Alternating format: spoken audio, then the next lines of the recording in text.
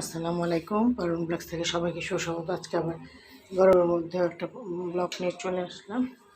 এই যে এই এই যে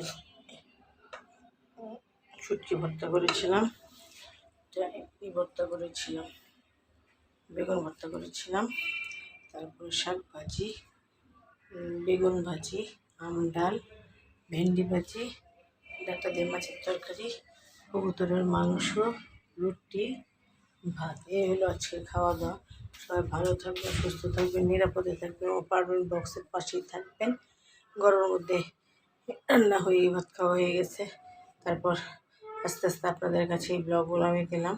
আজকে রান্না বান্না হলো শুটকি ভর্তা, শুটকি, বেগুন ভর্তা, শাক ভাজি, বেগুন ভাজি, আম ডাল, ভেন্ডি ভাজি, পাবদা মাছ দিয়ে, ডাঁটা দিয়ে, কবুতরের মাংস, রুটি আর হলো ভাত। এই আজকে খাওয়া দাওয়া। সবাই ভালো থাকুন, সুস্থ থাকুন, নিরাপদে থাকুন, পারুল বক্সের পাশেই থাকুন।